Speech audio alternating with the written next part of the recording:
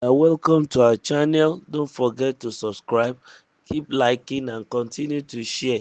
Still on the Edo State Tribunal, Edo Essan Northeast Collation agent narrates how results were altered by officials. More shocking revelations of the electoral fraud that occurred at the September 21st governorship election in Edo State are beginning to emerge as witnesses testify before the Justice Pochi Wilfred led three members Edo State Governorship Election Petitions Tribunal holding in Benin City. At the resumed hearing of the tribunal on Thursday, 23 January 2025, a witness and LGA coalition agent for Essan Northeast local government gave a vivid account of how INEC World Coalition officials acting in collusion with APC agents altered the computation and collation of polling unit results without recourse to IREF to verify any discrepancies and obtaining the endorsement of the presiding officers on result sheet from EC8B as required by the law.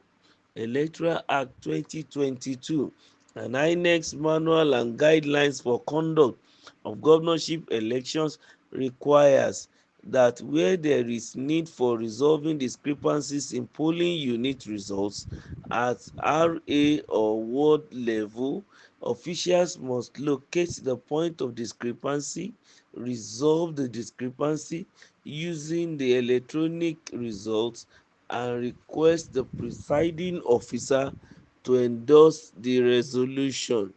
And that is the submission of the writer this morning. Looking at the situation on ground, then it's a shocking revelation as described that in Essan Northeast that there is a result of an altered official result, bringing about a lot of discrepancies.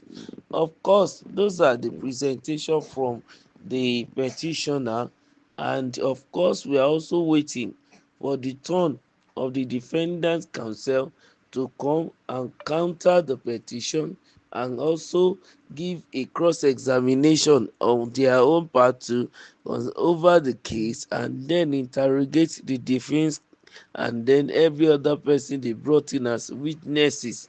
This is very important. And then the judicial process might look a little bit long, but the day is still young in this legal battle.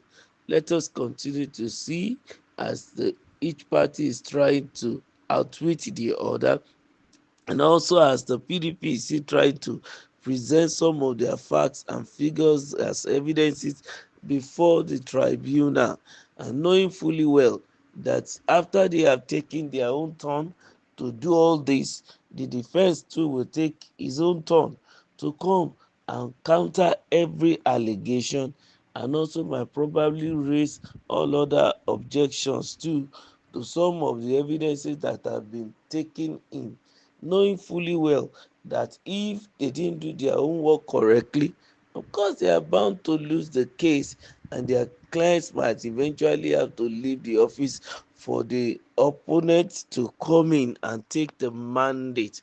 Then looking at the situation on ground, they said there were discrepancies, and then there is a particular electoral act 2022 according to INEC's manual and guidelines. Also there is a particular conduct that needs to be put in place when resolving discrepancies. There are a particular process that's supposed to be run through as long as you want to resolve discrepancies, especially at the ward level when an election is going on. I hope they went through it, but from the look of things, the petitioner is saying through the witness that the discrepancies were not, legally taken care of.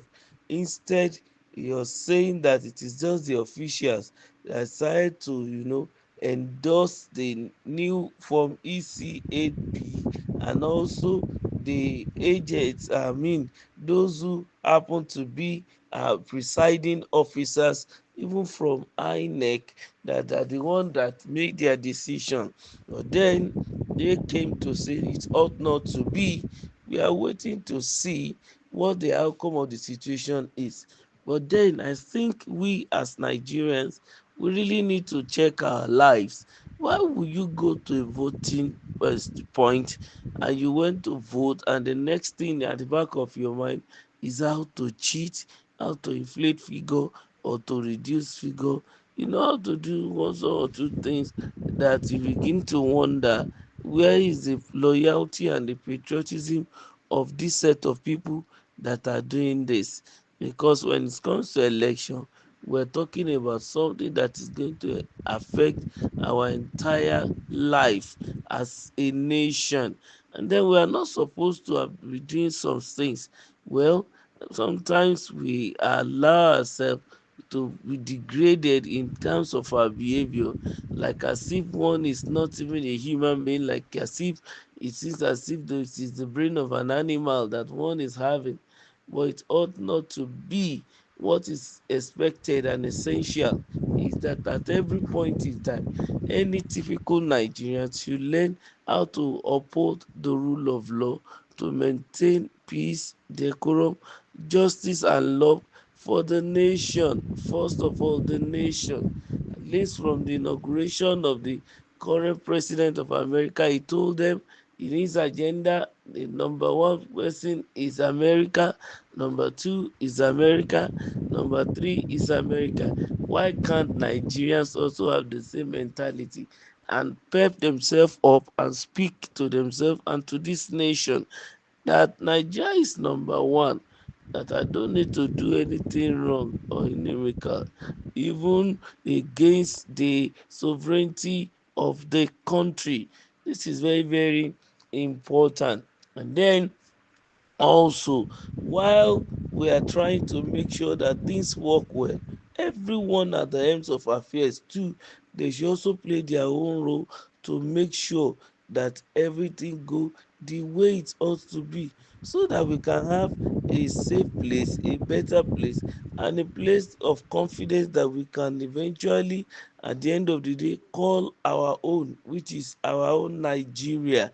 And we are hoping and trusting that we can have a better future, a better nation, when everyone decided that to toward the path of justice, and then not walk in the path of darkness. At the end of it all, Nigeria will be better for it, and even Edo State as a whole will move forward. Keep liking, don't forget to subscribe, and then share.